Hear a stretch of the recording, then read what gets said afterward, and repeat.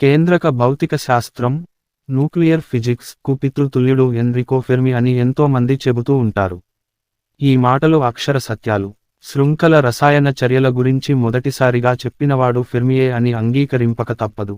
Enrico Fermi 29 September 1901 నుండి 1954 November 28 Italian సైద్ధాంతిక భౌతిక శాస్త్రవేత్త, ప్రయోగాత్మక భౌతిక శాస్త్రవేత్త. ఈయన చికాగో పైల్-1 మొదటి న్యూక్లియర్ రియాక్టర్ వంటి వాటిని అభివృద్ధికి కృషి చేశారు. ఈయన తన సేవలను క్వాంటం సిద్ధాంతం, సాంఖ్యక గతిశాస్త్రంలలో వినియోగించాడు. ప్రఖ్యాత శాస్త్రవేత్త రాబర్ట్ ఓపెన్హైమర్తో కలిసి ఈయన ఆటం బాంబు పితామహుడుగా పిలువబడ్డాడు. అణుశక్తికి సంబంధించిన అనేక పేటెంట్లు పొందాడు.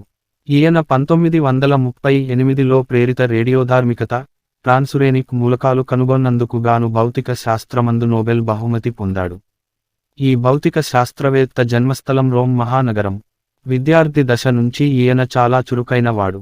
21 ఏండ్ల వయస్సులోనే పీసా యూనివర్సిటీ నుంచి ఎక్స్ కిరణాల విభాగం నుంచి ఈయన పి.హెచ్.డి పట్టా పొందడం ఎంతైనా ఆశ్చర్యకరం.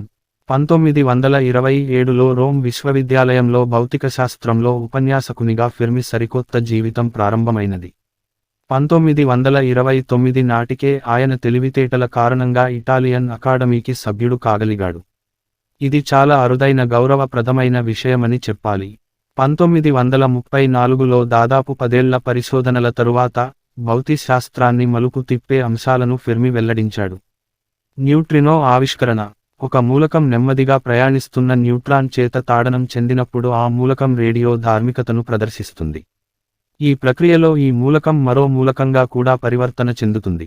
ఈ ఆవిష్కరణ న్యూక్లియర్ ఫిజిక్స్కు బీజాల వంటివని ఎవరైనా ఆమోదిస్తారు. అంతేకాదు 1933లో ఫెర్మి న్యూట్రినో అనే కీలక పరమాణు కణాన్ని కనుగొన్నాడు. న్యూట్రాన్ల చేత పరమాణువులను తాడనాలకు గురిచేసి ఈయన 80 దాకా కృత్రిమ పరమాణు కేంద్రకాలను ఉత్పత్తి చేయగలిగాడు. అమెరికా పౌరసత్వం. ఆ కాలంనాటికి ఇటలీ బాగా సంక్షోభంలో ఉంది. ముస్సోలిని నియంతృత్వం విజృంభిస్తూ ఉండేది. ఈ కారణంగా ఫెర్మి అమెరికా వెళ్లిపోయాడు. 1938లో ఈయనకు నోబెల్ బహుమతి లభ్యమైనది. కాగా 1939లో కొలంబియా యూనివర్సిటీ ఫిజిక్స్ ప్రొఫెసర్గా నియమించబడ్డాడు. 1944లో అమెరికా పౌరునిగా నమోదయ్యాడు. ఆసక్తి, అంకిత మనస్తత్వం. ఎన్రికో ఫెర్మికి తన పరిశోధనలే లోకం. ఆయన ప్రయోగాలు చేసేటప్పుడు ఎంతగానో అంకితమైపోయేవాడు. ఒకసారి ప్రయోగం కోసం ఒక పరికరాన్ని ఫెర్మి తన గదిలోకి తీసుకుని వస్తున్నాడు. ఇంతలో ఎవరో కొత్త వ్యక్తి ఆయనకు ఎదురయ్యాడు. ప్రొఫెసర్ ఫెర్మిని కలుసుకోవటం కోసం వచ్చానని చెప్పాడు. అలాగే, కాసేపు ఇక్కడే కూర్చోండి, కొంచెం సేపట్లో ప్రొఫెసర్ ఫెర్మిని మీ దగ్గరికి పంపుతాను అని చెప్పి గదిలోకి వెళ్ళిపోయాడు ఫెర్మి. ప్రయోగం విజయవంతంగా పూర్తి చేశాక ఫెర్మి ఆ కొత్త వ్యక్తి దగ్గరికి వెళ్ళి, నేనే ఫెర్మిని. మీకేం కావాలి అని అడిగాడు. పరిశోధనల పట్ల ఫెర్మికి ఉన్న ఆసక్తి, అంకిత మనస్తత్వం చూసి ఆ కొత్త వ్యక్తి పులకరించిపోయి ఉంటాడు. కొలంబియా యూనివర్సిటీలో ఫెర్మి కేంద్రక శృంఖల రసాయనిక చర్యలపై పరిశోధనలు చేశాడు. యురేనియం కేంద్రకాలను న్యూట్రాన్ల తాడింపుల ద్వారా ఈయన విడగొట్టగలిగాడు. 1942లో చికాగోలో మొట్టమొదటి న్యూక్లియర్ రియాక్టర్ను ఫెర్మి రూపొందించాడు. కేంద్రక విచ్ఛిత్తి, న్యూక్లియర్ ఫిషన్ ద్వారా శక్తిని విడుదల చేయవచ్చని ఫెర్మి స్పష్టం చేశాడు. కొత్త ప్రపంచానికి బాటలు వేస్తున్న ఇటాలియన్ శాస్త్రజ్ఞుడు ఎన్రికో ఫెర్మి అని ఎంతో మంది కొనియాడటం మొదలుపెట్టారు. ఆటంబాంబు రూపకల్పన. మొట్టమొదట ఆటంబాంబును రూపొందించిన వాడు ఫెర్మియే అనుకోవాలి. అమెరికా ప్రెసిడెంట్ రూజ్వెల్ట్ అందించిన భారీ నిధి, ఆల్బర్ట్ ఐన్స్టీన్ సూచనలు ఇందుకు ఎంతగానో దోహదపడ్డాయి. మన్హాట్టన్ ప్రాజెక్టును సంతృప్తికరంగా పూర్తి చేసిన పిదప 1945 జూలై ప్రాంతంలో ఆటం బాంబును రూపొందించటం జరిగింది. ప్రయోగాత్మక పరిశీలన కూడా జూలై 16న జరిగింది.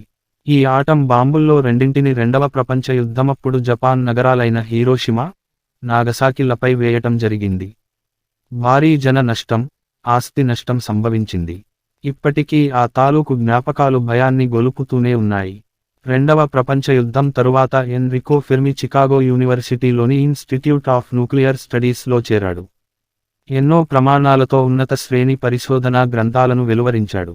భౌతిక శాస్త్రాన్ని మదించి కొత్త పుంతలు తొక్కించాడు. యునైటెడ్ స్టేట్స్ కాంగ్రెస్ అందించిన మెడల్ ఆఫ్ మెరిట్ ఈయనకు చాలా చిన్నదైపోయింది. ఇంతటి మేధావి కేవలం 53 ఏండ్ల వయస్సులోనే మరణించటం విచారాన్ని కలిగించే విషయానికి, ఈ శాస్త్రవేత్త మీద గౌరవం కొద్దీ ఒక కొత్త మూలకానికి ఫెర్మియం అనే పేరు పెట్టడం జరిగింది. ఈయన పేరిట ఒక అవార్డు కూడా అమెరికాలో నెలకొల్పడం జరిగింది. ఈ వేళ ప్రపంచ వ్యాప్తంగా ఉన్న రియాక్టర్లన్నీ ఫెర్మి ఫార్ములాల మీద ఆధారపడ్డవే. ఐసోటోప్ల ఉత్పత్తికి, విద్యుత్ ఉత్పత్తికి ఈ న్యూక్లియర్ రియాక్టర్లు ఎంతగానో తోడ్పడుతున్నాయి.